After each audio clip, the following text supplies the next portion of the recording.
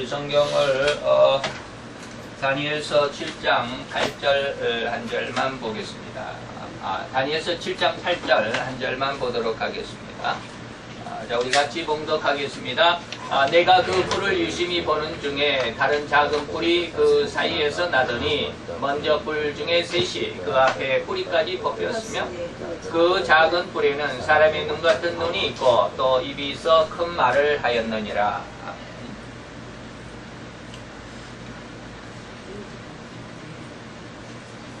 자, 세계 지도인데요. 우리가 지난 시간에 봤죠? 지난 시간에 봤으니까 나중에 지도에 대해서는 제가 따로 보여드리도록 하겠습니다. 지금 가장 그 성경에 우리가 지금 뭐 세계사를 배우는 것도 아닌데 왜 이스라엘을 중심으로 해서 뭐 다른 나라들은 없죠. 지금 말하는 게 다른 나라들은 거의 나오지 않습니다. 왜 그러느냐면 하나님께서 이 나라를 다시 말하면 이스라엘을 중심으로 해서 세계 역사를 하나님께서 운영해 가신다라고 하는 그런 뜻이 있거든요. 그래서 여기가 레바논인데 레바논의 나라가 이렇게 생겼습니다. 이렇게 생겼죠. 여기가 이제 해안가니까 여기가 레바논입니다. 그리고 이제 큰 지도로 이제 그려보면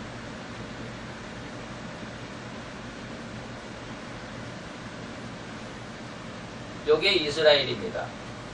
그런데 요게 이스라엘인데 여기가 지금 갈릴리거든요. 갈릴리 바다거든요. 이게 갈릴리입니다. 그리고 여기가 사해입니다. 여기가 사해 바다입니다. 그런데 여기 지금 이스라엘과 붙어있는 이쪽이 이게 요르단입니다. 이게 요르단. 성경에도 많이 나오는 나라입니다. 그리고 지금 이쪽으로 이렇게 되어 있는 게 이게 지금 시리아죠. 시리아. 자, 그런데 제가 지금 여기를 이렇게 표현을 했습니다. 원래는 이렇게 이 빨간 선이 이스라엘 국경인데 지금 이렇게 해서 이곳을 이스라엘이 지금 점령을 하고 있습니다. 그리고 예루살렘이 여가 있습니다. 예루살렘이 여가 있습니다. 예루살렘이 여가 있죠.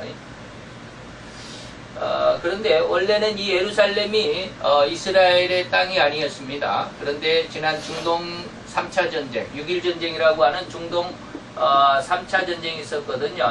3차 전쟁 때 이걸 6.1 전쟁이라고 그러는데 이때 이스라엘이 이 땅을 차지했습니다. 이 땅을 차지했습니다. 이게 흔히 말하는 웨스트 뱅크라고 하는 서안지구, 지금 아주 말이 많죠. 지구. 그 다음에 여기 끄트머리에 요렇게 조금 이렇게 돼 있는데 여기가 어디냐면 여기가 바로 피에로입니다. 팔레스타인 지역입니다. 지금 이렇게 세계 지도가 이렇게 돼 있다는 것을 잠시 생각을 해보시고 기억해 두시고요. 기억을 해 두시고 오늘 본문은 지난 시간에 너무 많이 했고 그러니까 오늘은 아주 짤막하게 이번 시간에는 지난 시간을 자세히 한번 잘 기억을 해 보시면서 간단하게 넘어가게. 지난 시간에 우리가 이미 다 말씀을 드렸으니까. 자, 오늘은 이제 특별히 지난 시간에 비춰서 지난 시간에는 이제 전반적인 것을 했지만 이번 시간에는 이 작은 뿔 적그리스도에 대해서 말씀을 중점적으로 드릴 겁니다. 지난 시간에 말씀을 다 드렸으니까 기억을 잘 살리시기 바랍니다. 그리고 지금 오늘 이 시간에는 이제 대충 훑어보는 그런 시간으로만 하겠습니다. 자, 작은 뿔이 어디라고요? 적그리스도인데 이 작은 뿔은 러시아라고 하는 것입니다. 러시아가 왜 러시아가 될까라고 하는 거. 왜 러시아인가 이 말이죠. 러시아가 왜 러시아예요? 38 계시록 예수께서 38장을 보면 15절 16절 다음에 7절도 말씀을 드리겠지만 계속해서 38장 15, 16절에 보면 네가 짐승 네가 이 말입니다. 러시아입니다. 네가 네 고국 땅 북쪽 끝에서 아닙니다. 죄송합니다. 여기 네가는 유대 에스겔에게 말합니다. 에스겔에게 지금 하나님이 말하는 거예요. 내 고국 땅이 이게 어디요? 이게 이제 이스라엘이죠. 이스라엘의 북쪽 끝에서 이 말입니다. 이스라엘의 북쪽 끝에 있는 나라라고 그런 거예요. 이 북쪽 끝에 있는 나라가 이게 이제 나중에 이제 제가 지도를 보여드릴 텐데 이게 바로 러시아입니다. 그래서 북쪽 끝에 있는 나라에서 많은 백성이 올라올 것이다. 이게 바로 적그리스도 군대입니다. 그리고 그 사람들은 뭐요? 이 적그리스도의 군대는, 러시아 군대는 이 말이죠. 러시아 군대는 이 말이죠. 러시아 군대. 러시아 군대는 다 말을 옛날에는 다 말을 탔다 그랬겠죠. 큰 무리와 능한 군대와 함께 오되 구름이 땅을 덮음같이 올 것이다. 어마어마하게 말해. 이때 전쟁에서 얼마가 죽는다고? 2억 명이 죽는다고 그랬습니다. 2억 명이 죽는다고 그랬습니다. 구름이 땅을 덮음같이 내 백성 이스라엘을 치러 오리라. 공격한다 그러잖아요. 그때 자, 여기에서 고가 그랬는데 이 곡이 누구야? 이 북쪽 끝나라고 이게 바로 러시아입니다. 그래서 고가 너의 끝날에 내가 너를 이끌어다가 러시아를 하나님께서 하나님의 의도대로 끌어내서 내 땅 이스라엘, 여기는 내 땅은 뭐야? 이게 거룩한 땅, 이게 예루살렘이겠죠. 이스라엘을 치게 할 것이다. 음녀가 돼 있으니까 정숙한 처녀가 되지 못하고 음녀가 돼 있으니까 하나님께서 징계하시겠다라는 뜻입니다. 이는 내가 너로 말미암아 이방 사람의 눈앞에서 내 거룩함을, 하나님께서 왜 하나님의 백성을 이렇게 엄청난 살육의 현장 속에 죽도록 하실까? 왜 그러셨을까? 하나님의 거룩함을 나타낸다고. 하나님이 자기 백성을 이렇게 힘들게 하는데 거룩함을 나타내는 것이냐? 아니죠. 하나님의 사랑하는 백성들조차도 잘못하면 징계를 해야 돼. 내가 내 자식이 아무리 사랑한다고 그래도 잘못하면 징계를 해야죠. 오늘날 우리나라에는 부자가 재벌 3대를 못 간다라는 말이 있죠. 3대를 못 간다. 왜 그래요? 아버지가 열심히 일을 해서 기업을 일으켰는데 그 아들은, 아버지가 내가 너무 고생했으니까 자기 아들은 고생을 안 시키려고 그래요. 그래서 아주 오냐오냐고 아주 최고로 최선의 방법으로 그렇게 고생을 모르게 키웠어요. 이게 고생을 모르니까, 고생을 안 해봤으니까 쉽게 말하면 어디 큰 마인드만 가지고 있어요. 이게 쉽게 말하면 뭐가 있까? 기초는 없이 생각만 커지는 거예요. 그러다 보니까 현실을 몰라요. 현장 경험이 없어요. 그래서 제대로 일을 못해요. 나중에 두고 보세요. 그래서 이 거룩함을 나타내기 위해서 뭐요? 자기 아들을 힘들게 어렵게. 그래서 일본 사람들은 그렇다 그래요. 아들을 훌륭하게 키우려면 여행을 보내라. 쉽게 말하면 돈 한 푼 안 주고 그냥 여행을 갔다 오래요. 10일 동안 여행을 보낸다고 그래요. 10일 동안 살아오라는 것이죠. 꼭 정글의 법칙 같아요. 그렇게 하는 거예요.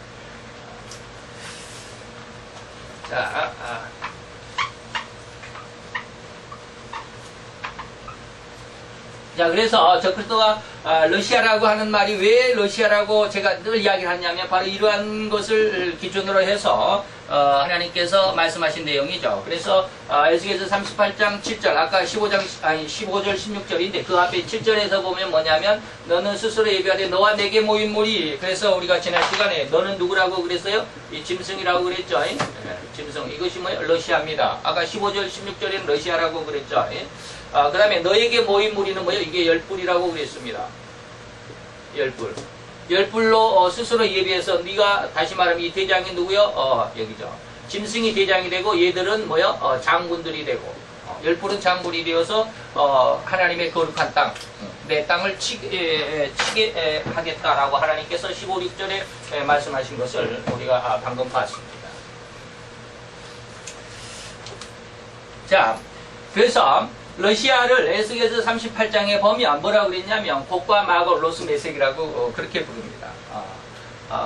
곡이라고 하는 뭐 때로는 이 곡이 지명일 수도 있고 곡과 마곡 이런 것이 전부 때로는 지명일 수도 있습니다.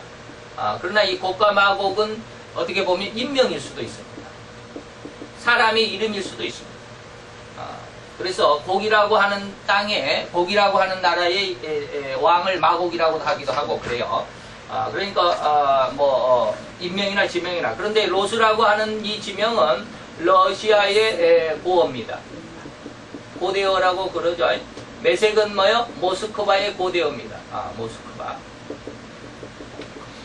옛날에는 성경시대에는 로스라고 그랬어요. 또 메색을 모스크바라고 그랬어요. 다시 말하면 이스라엘의 북쪽에 있는 땅이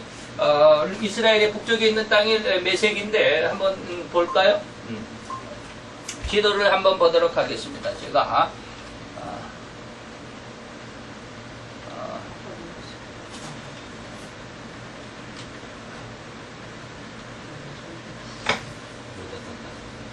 자, 이게 이제 세계 지도인데요.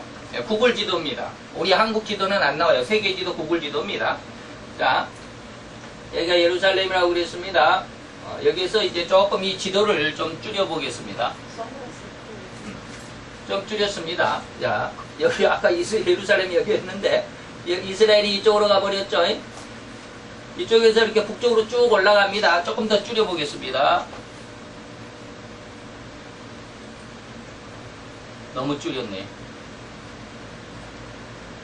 자, 요것도 이스라엘이 여기가 아니에요. 자, 이스라엘이 여기입니다. 이쪽에서 쭉 올라가니까 어디에? 모스크바에 딱 맞잖아요. 기가 막히죠. 그런데 정확하게 위도상으로는 여기서 이렇게 정확하게 올리면 이만큼 차이가 납니다. 모스크바하고. 그래서 제가 지난번에 우리 아들한테 여기가 몇 킬로고 여기가 얼마고 해서 여기 차이가 얼마냐 그랬더니 약 313km 차이가 납니다. 그런데 여기서부터 여기까지가 약 2600km입니다. 정확히는 제가 핸드폰을 봐야 아는데 제가 한번 계산을 해봤어요. 3도 차이가 납니다. 위도가 여기가 3도 차이가 납니다. 3도. 1도 차이는 약 101m랍니다. 101km인가? 101km인가? 100km인가? 그래요. 좌우지간 예루살렘에서 극북이라고 성경에는 기록이 되어 있습니다. 극한 북방. 그래서 이 모스크바에 거의 도달해 한 300km 정도 떨어졌습니다. 이 정도의 거리에서 약 3도 차이가 난다는 것은 옛날 지도가 없는 시대에 에스겔이 말할 때 이렇게까지 정확하게 말할 수 있는 지도가 세계 지도가 무엇인지도 몰랐던 그런 시대잖아요. 그런데 이런 시대에 이렇게 정확하게 표현할 수 있는 것이 바로 하나님이 아니고서는 절대로 이루어질 수 없는 그러한 표현이죠. 자, 근데 본론으로 돌아옵시다. 자, 그래서 우리가 러시아 이것을 복감하고 로스와 메색은 지도상으로도 정확하게 이스라엘이 아까 우리가 에스겔서 38장 15, 16절에 보면 뭐요? 북쪽에 있는 너희들을 내가 끌어오리라라고 그러시잖아요. 그게 바로 러시아입니다. 그래서 러시아를 계시록 17장에서는 뭘로 표현했느냐면 짐승으로 표현했다라는 거 우리가 지난 시간에 말씀을 드렸습니다. 17장에 보면 3절 4절에 보면 성령으로 나를 데리고 여기에서 나는 누구요? 요한입니다. 사도 요한을 데리고 하나님께서 광야로 가서 이제 그 모든 환상을 보여줍니다. 그래서 사도 요한에게 보여주는데 내가 무엇을 봤느냐면 여자를 봤습니다. 붉은빛 짐승을 타고 있는 여자를 봤습니다. 그래서 계시록 17장에서는 제가 뭐라고 그랬습니까? 짐승을 타고 있다 그랬죠. 예. 짐승을 타고 있는 음녀. 이렇게 계시록 17장은 짐승을 타고 있는 음녀입니다. 그래서 여자가 붉은빛 짐승을 탔죠. 짐승을 탔는데 그 짐승의 몸에는 하나님을 모독하는 이름들이 가득하다. 이 짐승이 뭐예요? 적그리스도라고 그랬습니다. 적그리스도. 그래서 우리가 계시록 13장 5절에는 이 적그리스도는 어떻게 했다고요? 큰 입을 가졌다. 아주 참남한 말을 하는 입을 가졌다. 이런 표현이 있었죠. 이게 뭐예요? 하나님을 모독하는 이름들이 가득한 짐승. 그래서 그에게는 뭐예요? 7머리와 10뿔이 있다. 이 10뿔은 나중에 로마에서 분리된 로마 판도에 있는 오늘날로 말하면 유럽 쪽이죠. 유럽 쪽이라고 했습니다. 10뿔이 있으며 그 여자는 자줏빛과 붉은빛. 이 자줏빛과 붉은빛은 뭐예요? 왕의 옷입니다. 왕의 색깔입니다. 왕의 색입니다. 자줏빛은 왕의 색, 붉은빛은. 그러니까 왕처럼 군림한다라는 거예요. 음녀가. 하나님께서 복을 주었는데 그 복을 하나님의 영광을 위해서 사용하는 것이 아니라 자기 멋대로 쓰고 있다. 왕처럼 군림하고 하나님을 빼버리고 자기가 왕이 됐어요. 그래서 이 여자를 음녀라고 그러는 거예요. 그래서 붉은빛 옷을 입고 금과 보석과 진주로 꾸몄는데 얼마나 휘황찬란하게 꾸몄죠. 자기가 제일이에요. 그래서 손에 금잔을 가졌는데 가증한 물건과 그의 음행에 더러운 것들이 가득하더라. 이 금잔 속에는 더러운 것들, 음행에 더러운 것들, 음행이라고 하는 것은 뭡니까? 하나님의 진리를 떠난 거예요. 진리를 떠난 거. 하나님의 진리를 떠났어요. 그러니까 하나님의 성경대로가 아니라 하나님의 진리를 떠났다는 말은 뭐예요? 세상에 부귀와 공명, 명예와 권세, 그 다음에 이권, 이런 것들. 세상에 뭐 이런 세상적인 것들을 가지고 자기가 이 금자를 채우고 있는 어마어마한 이러한 대왕권을 누리고 있다라는 거예요. 이게 음녀를 표현하는 말입니다. 그래서 음녀가 왜 음녀라고 했는지 여러분들이 기억할 수가 있겠죠. 이러한 내용들 속에서 오늘 이제 본문을 여러분들에게 보여드리면서 음녀의 내용이 이렇다라고 하는 것을 말씀을 드립니다. 자, 그래서 이 여자가 누구예요? 이 여자가 바로 음녀입니다. 그 다음에 이 음녀라는 말은 무슨 말이에요? 음녀라는 말은 정조를 잃어버렸죠. 자기 남편을 잃어버렸어요. 그래서 이 남자 저 남자 다 간섭하는 이러한 정조가 없는 여자죠. 음녀라는 말이에요. 그러니까 이 원래 정숙한 처녀는 정숙한 아내라는 말은 뭐예요? 하나님만을 섬기는 진리 안에서의 정확한 정통적인 진리 안에서 살아가는 하나님을 믿는 성경대로 믿는 믿음의 자녀들, 믿음의 성도들을 정숙한 처녀, 하나님의 어린 양의 신부라고 그럽니다. 그런데 그러지 못하고 세상적인 것, 세상의 명예와 권세와 이권과 그래서 그것으로 인해서 세상 속에서 아주 방금 말했던 이러한 붉은 빛을 입고 금과 보석으로 진주를 꾸미고 있는 세상에서 그 부유한 것들로 인해서 살아가는 이것을 정조를 잃어버린 여인이다. 음녀라고 말하는 것이죠. 자, 이러한 것은 뭐예요? 이 음녀의 영적인 의미는 하나님을 믿는 성도들의 신앙이 하나님을 떠났다. 하나님을 떠났고 방금 말씀드렸던 세상의 명예와 권세와 이권을 추구하고 살아가는 이러한 모습이다라고 하는 것입니다. 그 다음에 이 짐승이 누구요? 이 짐승이 바로 적그리스도입니다. 그래서 이 짐승이 다시 말하면 여자가 짐승을 탔다 그랬는데 탔다라는 의미는 뭐예요? 음녀가 아직은 주장하고 주체라는 거죠. 타고 있는 등을 대고 태워준 놈이 우세가 아니라 타고 있는 놈이 우세죠. 놈이라고 해서 죄송하지만 우리가 그렇습니다. 그래서 자 이게 뭔지를 아십니까? 이게 지금 현실로 있는 겁니다. 세계 EU 세계 유럽연합의 주요 건물에는 짐승을 탄 여자 유로파가 조형물로 만들어져 있습니다. 이게 그죠. 지금 현재 EU 사무실, EU 빌딩 앞에 조형물입니다. 황소로, 짐승을 황소로 만들었는데 왜 황소로 만들었을까? 아마 출애굽 당시에 아론이 만들었던 황소 때문에 이렇게 이 짐승은 그렇게 황소로 표현한 것 같아요. 그래서 여자가 탄 짐승. 희한하죠? 이것도 이제 그 상징물인데 정확하게는 아니지만 이렇게 구멍을 냈지만 이것도 그렇습니다.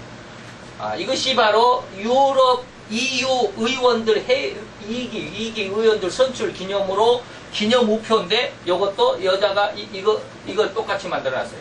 소에다가 여자가 타고 있어요. 예. 이거 천사인지는 어쩐지 모르지만 자우지간 희한하죠.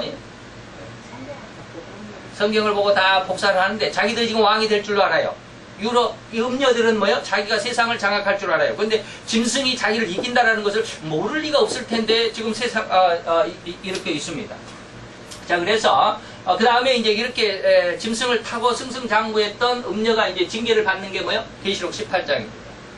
17장에서는 음녀가 짐승을 타고 있었죠. 18장에서는 어디 그렇게 짐승을 타고 있던 음녀가 징계를 받는 그런 순서다라고 하는 것입니다. 그래서 다시 말하면 음녀는 뭐라고 그랬어요? 진리를 많이 떠났다. 제가 일부러 많이라는 말을 넣었습니다. 많이 떠났어. 잘못된 신앙이 심판을 먼저 받게 됩니다.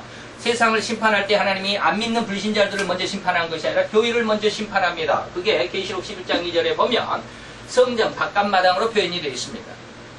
성전 안에 여러분 성막이 어떻게 되어 있습니까? 이렇게 되어 있죠. 이렇게 되어 있습니다. 그리고 여기가 문이죠. 여기가 문입니다. 문 앞에 바로 들어가면 여기가 번제단이 있습니다. 그리고 여기가 뭡니까? 여기가 물두멍이 있습니다. 그리고 또 이것이 이제 이게 성소고요. 여기가 지성소입니다. 지성소는 두 군데로 나누어졌죠. 두 군데로 나누어서 여기에는 법궤가 있습니다. 그리고 앞에는 이제 뭡니까? 분향하는 분향단이 있습니다. 그 다음에 여기에는 떡상이 있습니다. 그리고 여기는 촛대가 있는 등대, 7가지 등대가 있습니다. 이렇게 되어 있죠. 그런데 여기에서 성전 바깥마당은 어디냐면 여기를 말합니다. 여기를 말합니다. 성소에서 지성소 사이, 성소에서 지성소로 들어가기 전에 이 부분을 번제단과 물두멍이 있는 이 부분을 뭐라 그래요? 성전 바깥마당이라고 그럽니다. 하나님이 세상을 심판하실 때 여기를 먼저 심판하십니다. 다시 말하면 교회를 먼저 심판하십니다. 교회를 먼저 심판해. 교회 불신자들을 먼저 심판하는 게 아닙니다. 교회가 심판의 첫째가 어디라고요? 심판의 제일 첫째가요? 교회입니다. 그것이 성전 바깥마당이고 여기를 의미하는 것입니다. 두 번째가 어디에? 두 번째가 바로 이제 불신자들을 나중에 심판을 합니다. 그래서 계시록 17장은 음녀가 승승장구를 하지만 신앙으로 승승장구를 하지만 18장으로 넘어오면 그 잘못된 신앙을 하나님께서 징계하시는, 그리고 나서 그 징계하는 주체가 이제 짐승인데 그 짐승을 하나님께서 다시 심판하는 모습으로 이제 이어지게 되죠. 그래서 성전 바깥마당을 뭐라고 그래요? 성전 뜰, 방금 그려드렸던 성전 뜰을 성전 바깥마당, 교회라고 말하죠.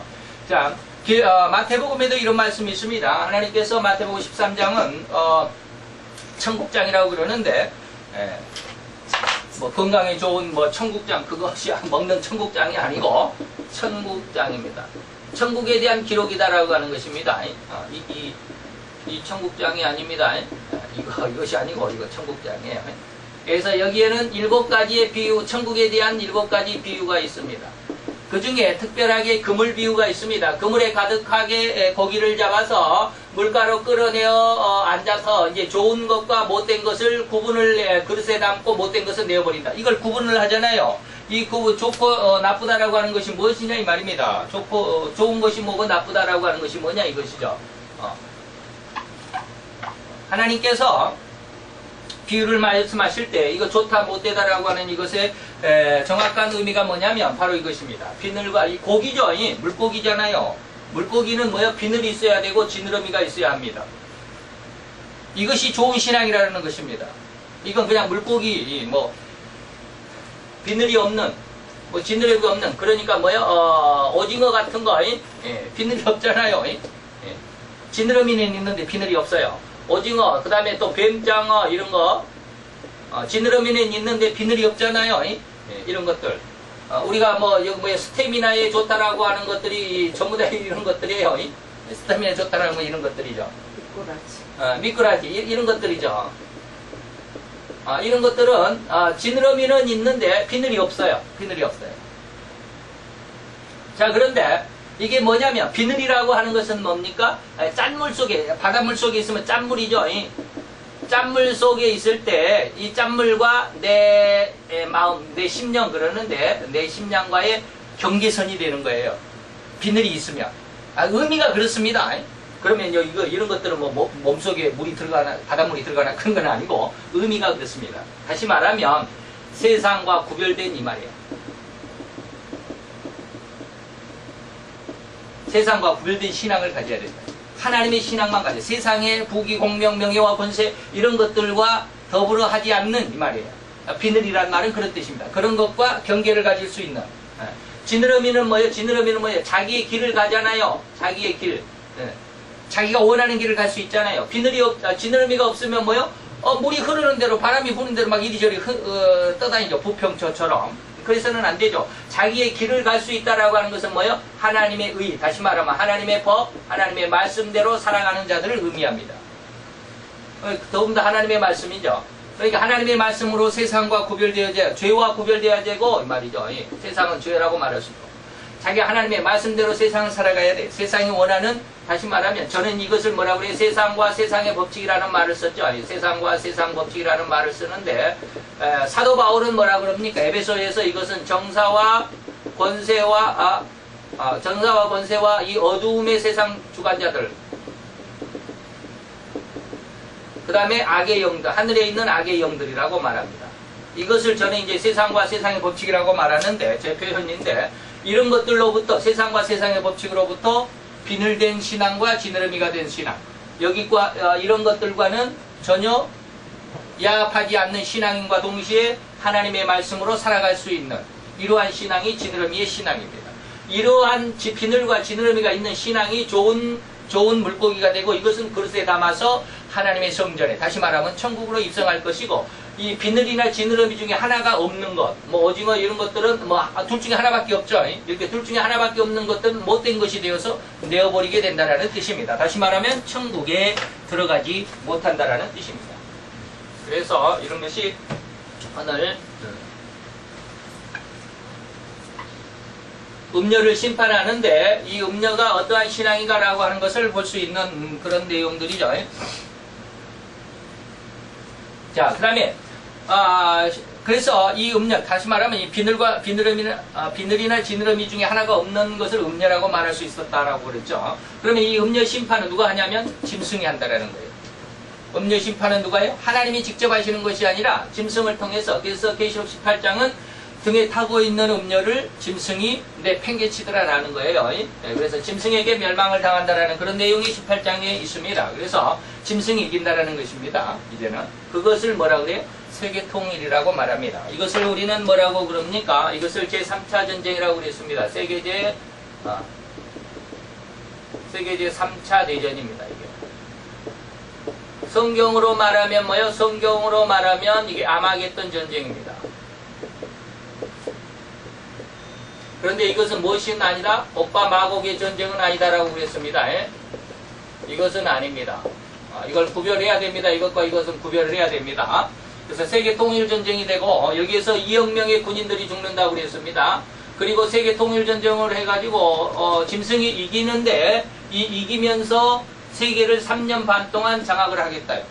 3년 반 동안 장악을 하면서 인류의 3분의 1을 죽인다 그랬습니다. 3분의 1을 죽인다. 그래서 3분의 1을 죽이기 때문에 전무후무한 대환란이다라고 마태 24장에 기록이 되어 있습니다.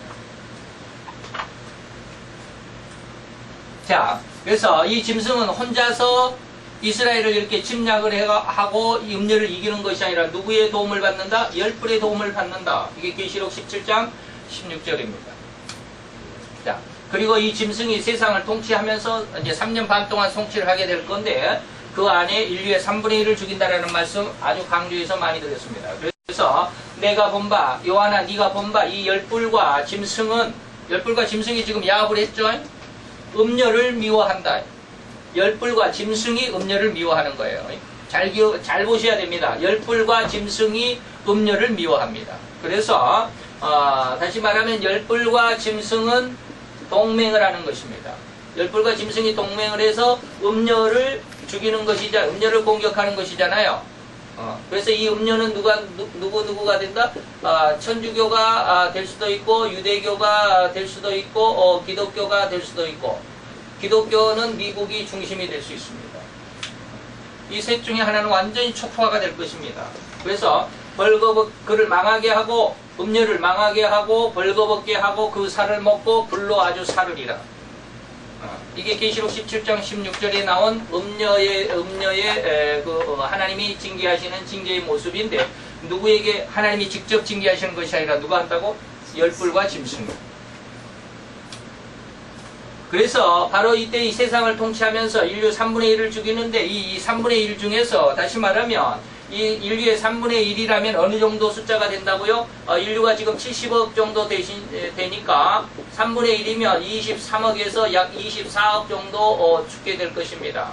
그때 특히 성도들이 더욱더 많은 피해를 당하게 될 것입니다. 순교라고 하는 것입니다. 뭐 23, 4억이면 한 18억에서 한 20억 정도는 성도들이 죽을 겁니다. 제가 정확한 것은 아니에요. 이것은 정확한 것은 아닙니다. 가정해 보는 거예요. 왜? 성도들에게 더욱, 왜? 이 짐승이 무엇을 가지고 있어요? 짐승이 큰 말하는 권세를 가졌다고 그랬죠. 참남된 입을 가졌다고 그랬잖아요. 그걸로 인해서 하나님을 거절하고 하는 성도들을 괴롭힌다라고 그랬잖아요. 아까 13장 5절에도 그랬고 계시록 17장 16절에도 그랬고. 그래서 성도들이 바로 이 음녀의 그런 모습, 방금 이제 비늘이 없고 지느러미가 없는 이런 것들, 그런 어떤 신앙이 정확하지 않으면 거기에 그 짐승의 큰 말에, 짐승의 큰 입에 다 현혹이 될 것이다라고 하는 것입니다. 그래서 많이 희생을 당하게 될 것입니다. 그러나 중요한 것은 뭡니까? 그의 활동기간, 그가 누구요? 이 짐승의 활동기간, 그의 활동기간은 어떤다? 3년 반, 이걸 여기다 말하지 않고 1260일이다. 달수로는 42달이다 라고 그랬습니다. 때로는 뭐요? 3대 반이다 라고 그랬습니다. 다 같은 말입니다. 다 똑같은 말이에요. 3년 반입니다. 누구의? 짐승의. 짐승은 뭐요? 적그리스도죠. 적그리스도가 세상을 통일해서 세상을 통치하는 기간은 어느 시간이다? 3년 반밖에 안 됩니다. 이 3년 반을 달수로 계산하면 1260일입니다. 달수로 계산하면 42달입니다. 그리고 때로 계산하면 3대 반입니다. 다 똑같은 말이에요. 다 똑같은 말이에요. 이걸 오해하면 1260일을 어떤 사람들, 어떤 목사님들은 1260일을 1260년으로 계산해가지고 적그리스도가 1260년 동안 세상을 장악한다고 그러는 아닙니다. 절대로 그렇게 돼서는 안 됩니다.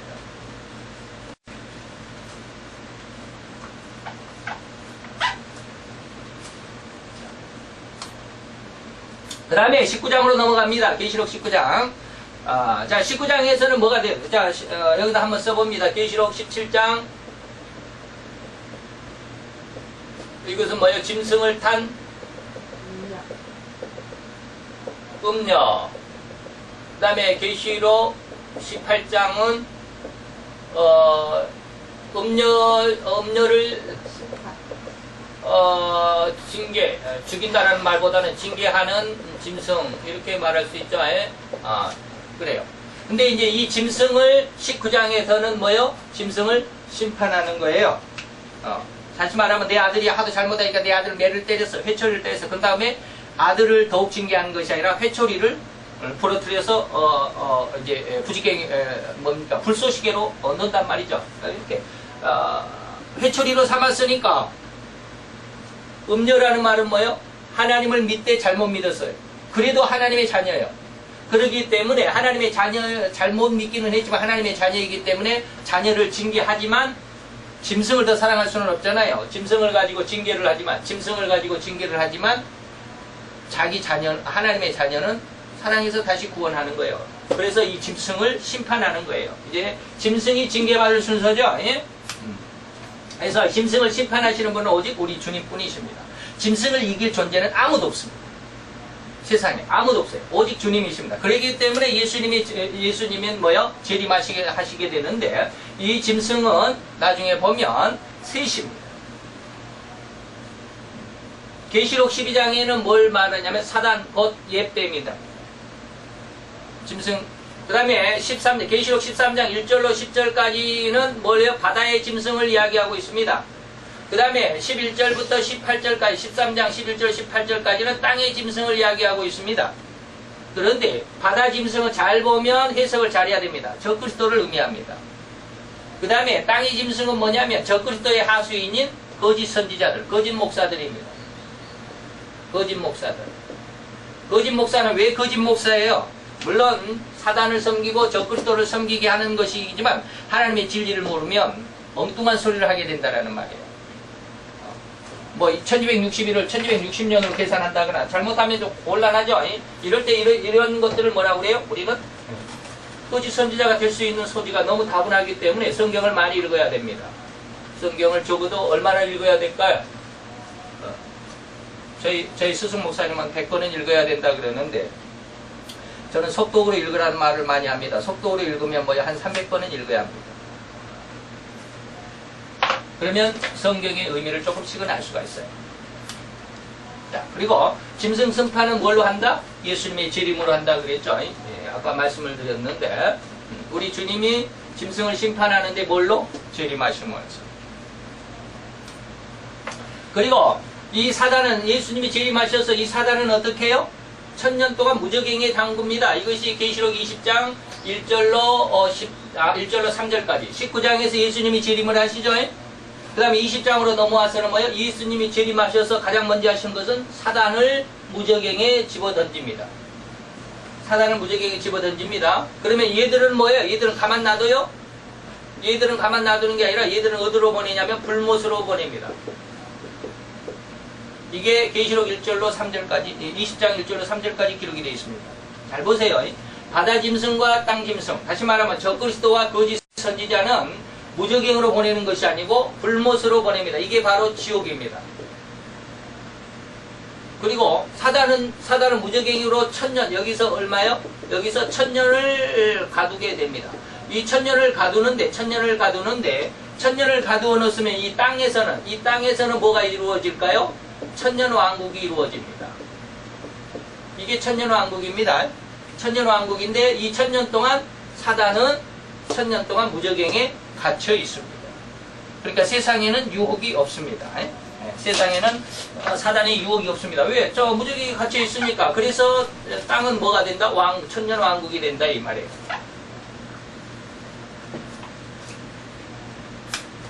그 다음에 그래서 이 계시록 20장 1절로 3절로 보면 뭐라고 기록이 되어 있느냐면 또 내가 보면 사도 요한이 보니까 천사가 무적행의 열쇠와 큰 쇠사슬을 그의 손에 가지고 하늘로부터 내려와 가지고 용을 잡았다. 용이 뭐요?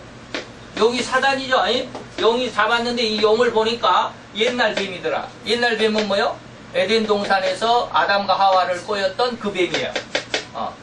인간을 죄를 짓게 했던, 타락하게 했던 그 뱀. 이게 사단이죠. 옛뱀이라고도 말하고 마귀라고도 하고 사탄이라고도 하더라.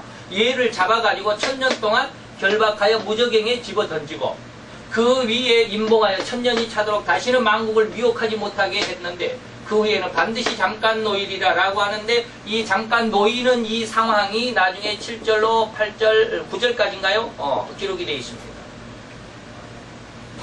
성경을 한번 읽어보시기 바랍니다.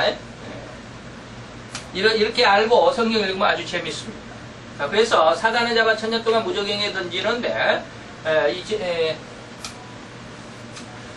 적그리스도와 거짓 선지자들, 바다 짐승과 땅의 짐승은 어떻게 하느냐 하면 적그리스도와 거짓 선지자는 잡아 불못에 가둔다라고 했습니다. 계시록 19장 20절에 있네요. 짐승이 잡히고 예수님이 재림하셔서 짐승을 잡혔는데 세 마리 짐승을 잡았는데 그 앞에서 표적을 행하던 거짓 선지자, 땅 짐승이죠. 함께 잡혔으니 이는 짐승의 표를 받고 그 우상에게 경배하던 자들을 표적으로 유혹하던 자라. 이 둘이 산채로 유황불. 짐승이 여기 이 짐승은 적그리스도를 말합니다. 적그리스도가 잡히고 거짓 선지자도 잡혔는데 이 둘은 어디로? 유황불 붙는 못에, 이걸 불못이라고 그러는데 여기를 지옥이라고 말합니다. 지옥에 먼저 보냅니다. 그런데 사단은 지옥에 먼저 보내지 않습니다. 무적행에 먼저 보내죠. 그리고 나서 1000년 후에 잠시 놓아둡니다. 잠시 놓아두었더니 뭘 해요? 세상을 다시 한번 혼란케 합니다. 곡과 마곡의 전쟁을. 그때 사단이 일으킵니다. 그 사단, 그 곡과 마곡의 전쟁에서 예수님이 다시 승리하게 되는데 그 승리가 바로 영원한 대심판이라고 하는 것입니다. 그래서 예수님은 이 땅에서 1000년 동안 왕국을 건설하시죠. 그 동안에 사단은 무적행에 갇혀있고 이 천년왕국에서 성도는 무엇으로?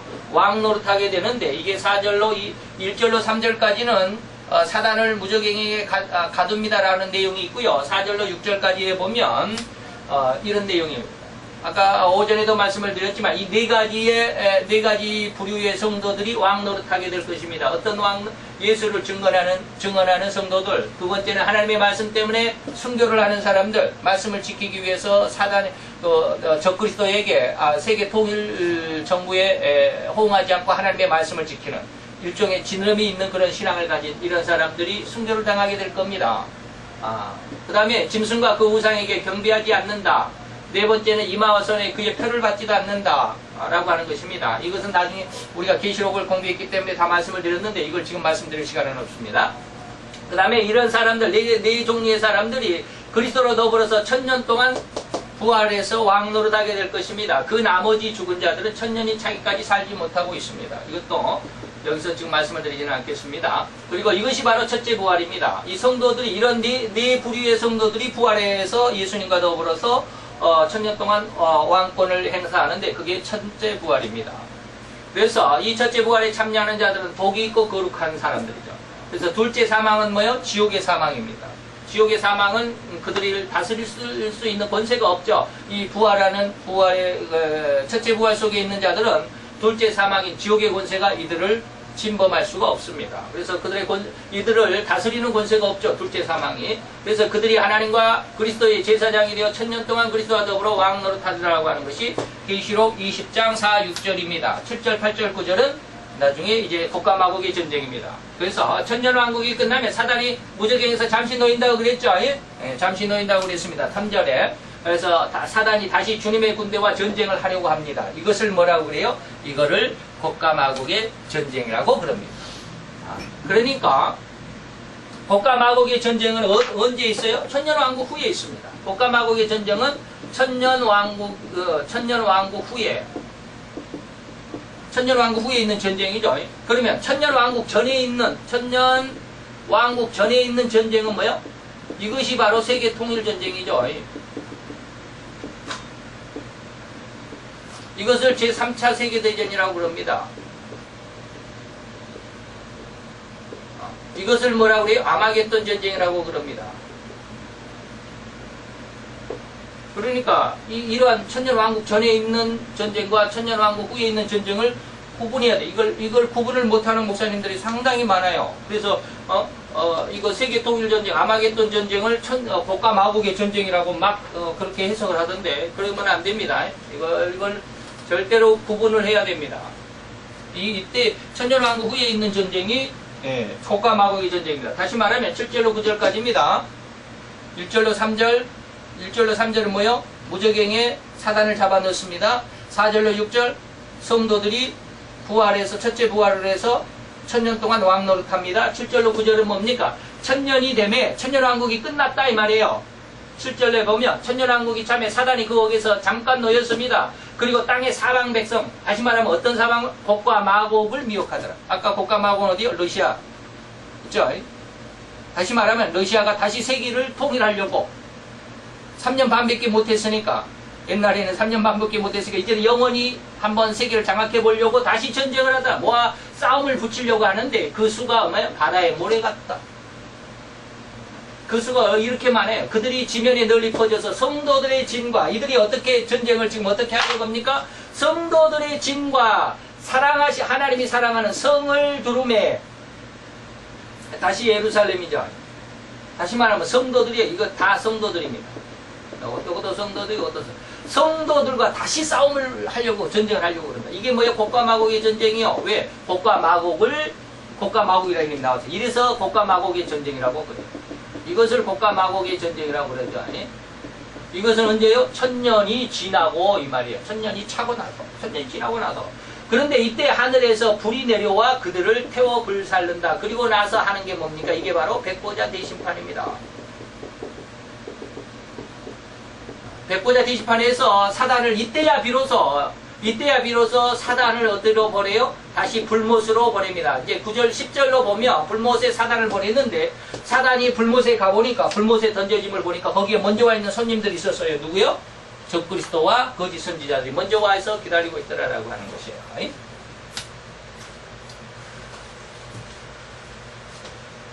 자, 천년왕국이 끝나면 사단이 무저갱에서 잠시 노임을 받습니다. 그리고 사단이 다시 주님의 군대와 전쟁을 하려고 합니다. 어디에? 곡과마곡에서. 그래서 이것을 뭐라고 그런다? 곡과마곡의 전쟁이라고 20장 7절로 9절에서 말씀하고 있습니다. 이 전쟁으로 새 짐승, 영원한 지옥의 멸망을 당합니다. 이 전쟁, 곡과마곡의 전쟁이 마지막 전쟁입니다. 예수님의 백보자 대심판의 전쟁입니다. 그래서 모든 성도들은 이제 천년왕국이 아니라 영원한 천국으로 입성하게 되는 것입니다. 이것이 오늘 작은 뿔의 일생이라고 말할 수 있습니다. 다 같이 기도합시다.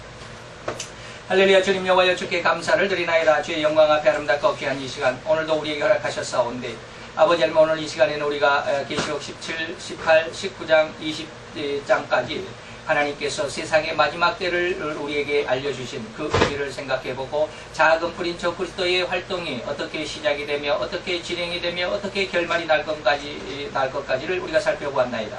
우리에게 지혜와 명철을 허락하시고 청기와 청명을 허락하셔서 우리에게 다 기억할 수 있도록 허락하심으로 세상 정세를 바라볼 수 있는 영의 눈이 열림받게 하시고, 세상의 정세가 변할 때마다 주의 영광을 바라볼 수 있는 귀한 은혜의 아들과 딸들이 되게 도와주옵소서. 예수 그리스도의 이름으로 감사와 기도드려 싸움나이다. 아멘.